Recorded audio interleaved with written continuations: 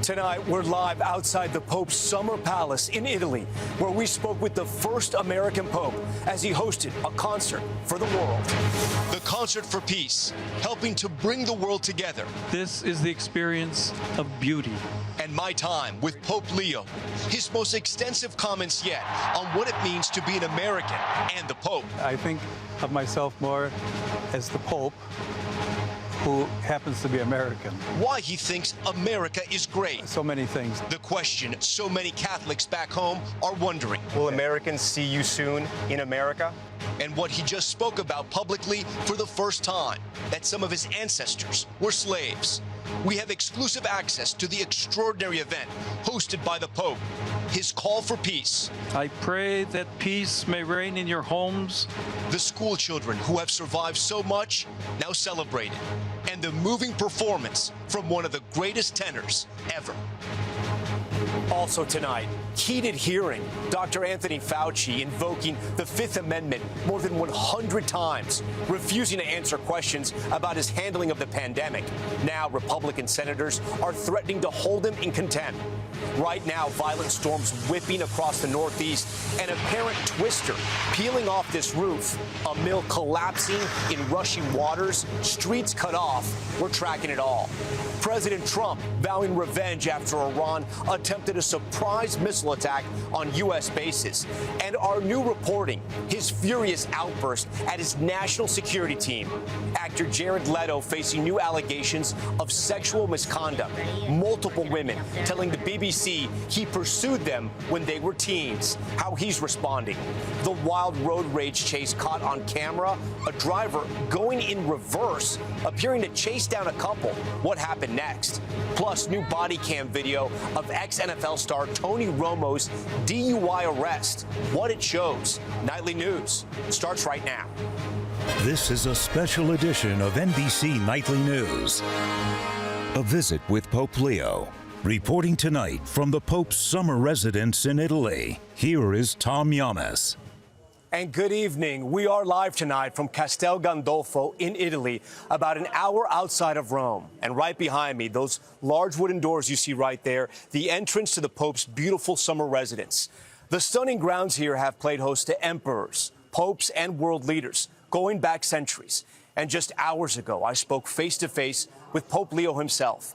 I asked him about making history as America's first ever pontiff, the American values he brings to the papacy, and for the first time, he speaks publicly on camera about his family's history with slavery.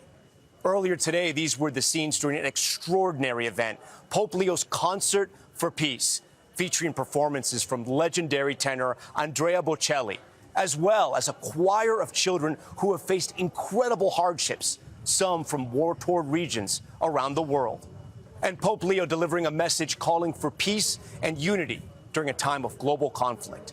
We'll bring you all of that. But we begin with my meeting with the Pope and our questions to the first American pontiff. Your Holiness, thank you so much for speaking with us. You are the first American Pope. It's something you don't speak about often. I'm curious, how important is being American to you, and what do you love about America? Well, first of all, just to clarify, I think of myself more as the Pope, who happens to be American. Not to belittle what it means to be American. I was born in the United States. My family is still in the United States. I have great love for America. But I understand my mission as having a very important dimension, which is precisely being pastor of a universal church and having a voice and an opportunity to speak to people throughout the world. So I would put things in that order, and yet at the same time I will acknowledge that for myself, as well as for the people of the United States, judging by the response that we've seen since May 8th of last year, that there is great significance in being the first American Pope. We asked the first American to lead the Catholic Church what he still carries from home. What do you love about America? So many things.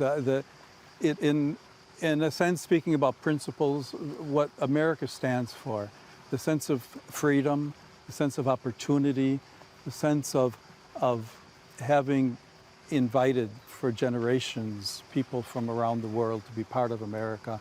I come from a family that my grandparents were immigrants.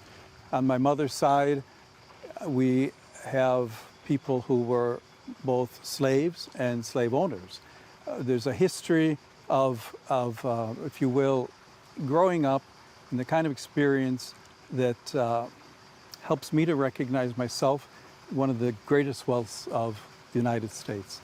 And I continue to hold the principles that have been a part of being American for so many years that will continue. A history traced by a genealogist only after his election, and one he has never spoken about publicly until tonight. Pope Leo XIV speaking with us just after hosting a concert for peace in the Papal Gardens at Castel Gandolfo, where Andrea Bocelli and a choir of children from parts of the world gripped by crisis performed. It was beautiful to see children from different parts of the world singing together.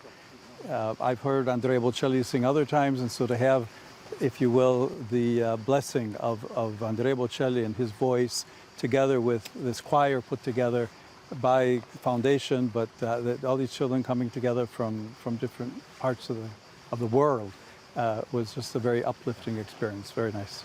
And then the question so many Americans have been wondering. Will Americans see you soon in America? They will see me there.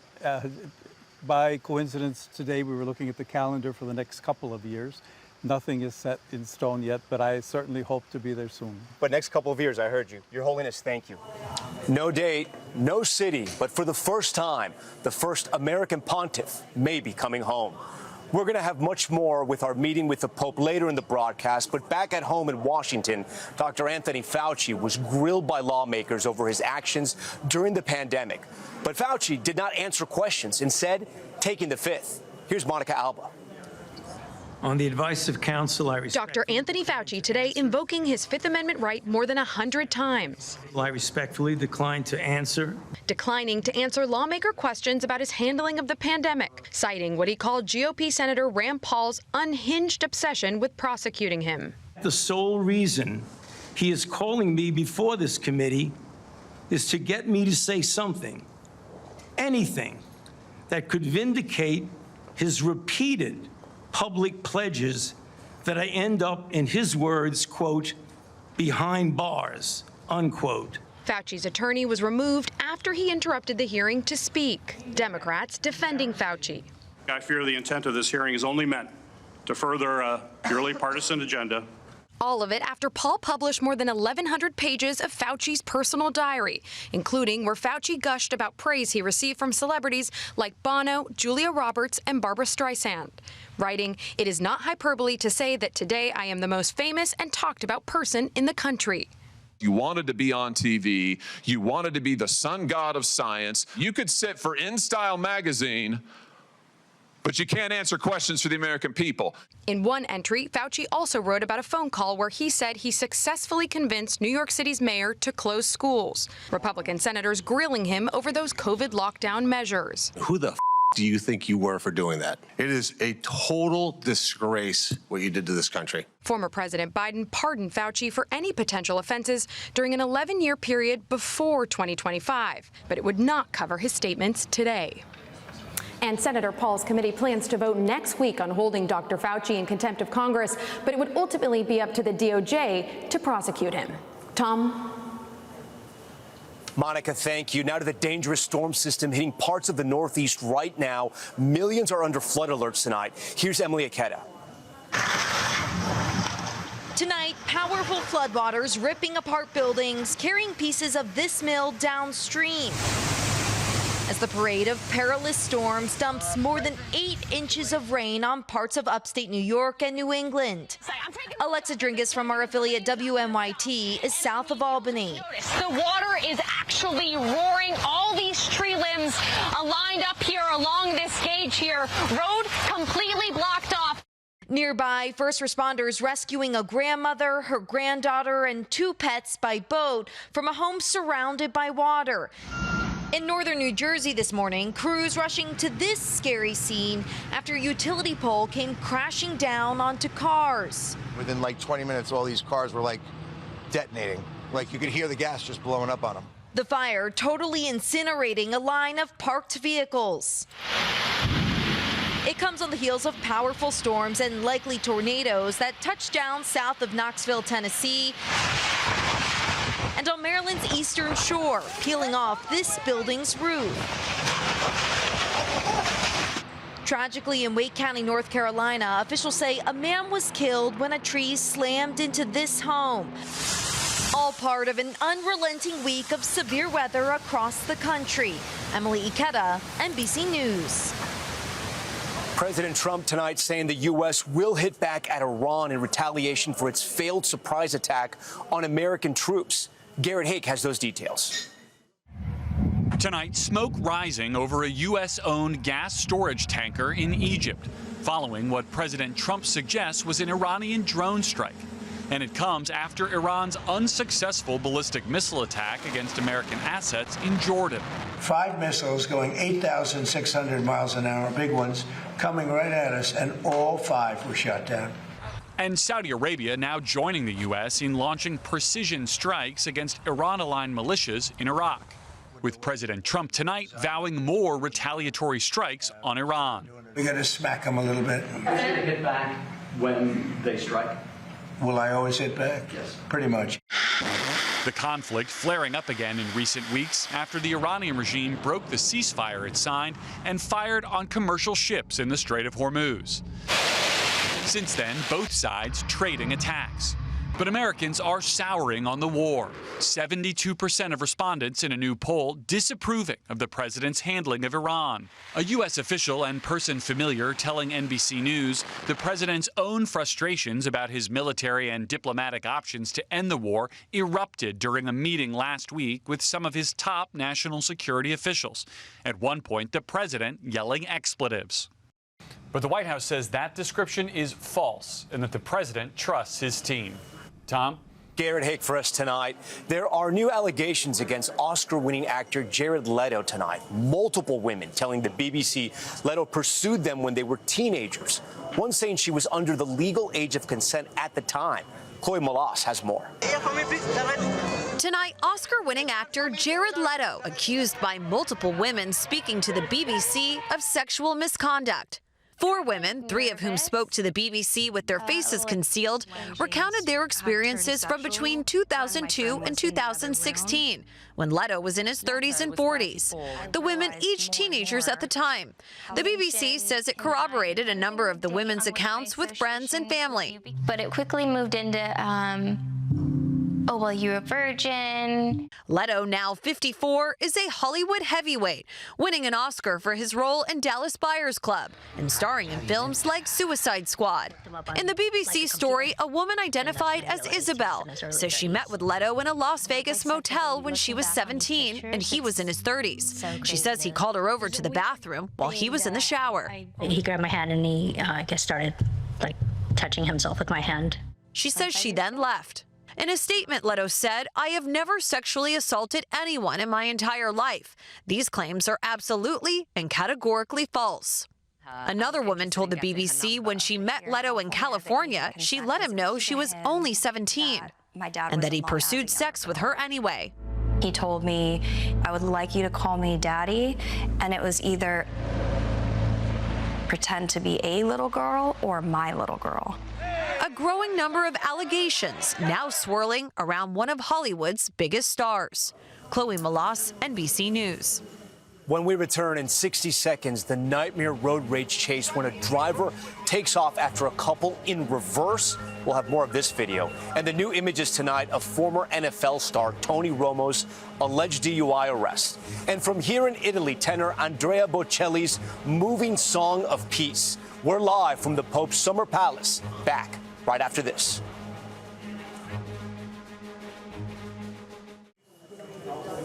We're back now with terrifying dashcam video out of Oregon showing a wild case of road rage. Morgan Chesky has the video. Oh my God, this guy's crazy. And he's driving in reverse right now, trying to follow me in reverse. Tonight, new video capturing an Oregon couple's drive turned nightmare. Hi, Hi, I have a disturbance that someone's following me. I don't know. He seems like he has a f***ing weapon or something. The couple's dash cam capturing the stunning moment Sunday as a driver aggressively cuts them off, leading to a frightening chase. Look, what the fuck's he doing? Driving in reverse? He's driving in reverse with me. Police say 29-year-old Arman Hastings intentionally swerved into oncoming traffic. Don't worry, Saya. I got Dashcam then shows Hastings' vehicle backing up down the road, tracking the couple in reverse for more than a mile as they tried to escape. It isn't clear what led to the incident. Concerned Hastings was reaching for a firearm, the couple drove straight to the Beaverton, Oregon Police Department, where officers were waiting. You're under arrest. Step out of the car. Body cam video shows police pulling a black airsoft handgun from Hastings' jacket pocket. His criminal history includes a 2024 conviction for assaulting an officer. Tonight, the 29-year-old is pleaded not guilty to 4 new charges, including reckless driving and menacing. Morgan Chesky, NBC News. And we're back in a moment with the new video of former quarterback Tony Romo's DUI arrest, what it reveals. Also tonight, new body cam footage of former NFL quarterback Tony Romo being arrested on suspicion of driving under the influence. You can see the deputies telling him he was pulled over for unsafe driving. Romo tells them he had not been drinking. He then faces a field sobriety test and is handcuffed. When we come back tonight, Singing for Peace, the moving moment, a choir of children from places gripped by crisis, performed right there alongside the great Andrea Bocelli when we return from outside the Pope's Summer Palace. That's next. And welcome back. This is a look at the Bridge of Angels in Rome. And we're here outside the Pope's summer retreat. And we close tonight with the children in the choir who were part of that historic concert for peace. Young singers coming from places gripped by crisis. They came together here with Andrea Bocelli for a very special performance. The children of the choir singing before Pope Leo, alongside legendary Italian tenor Andrea Bocelli. When you sing and you hear all these children behind you singing as well, how does it feel? It's beautiful because they are angels, you know? Everyone has an incredible story. Their voices carry more than just music. They carry stories of hardship and war. Father, we are children, and we only ask not to be afraid of the dark. War is a dark night that takes away our friends, our parents, our schools, and our homes. The 164 children and teenagers making up this choir, brought together by the Andrea Bocelli Foundation. They come from Uganda, the Holy Land, and parts of Italy. It must be so gratifying to help these kids find these moments. I am lucky for this. And I can do it because I received a present from God. Today's concert, named Cantico di Pace, or Concert for Peace. As you were singing, did you notice how music drew all of us into an experience of something new?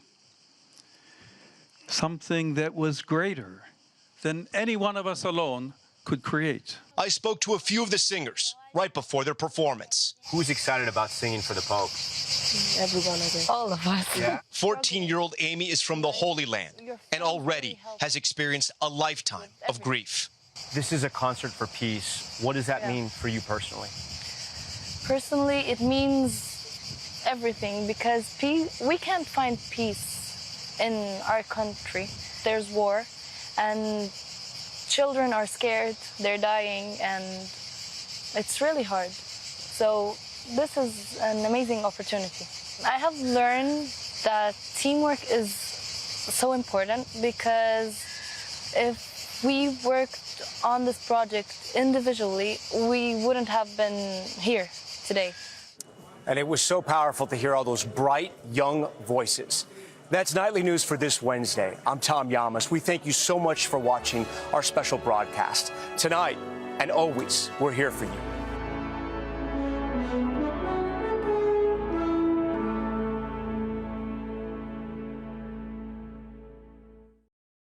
We thank you for watching, and remember, stay updated on breaking news and top stories on the NBC News app or watch live on our YouTube channel.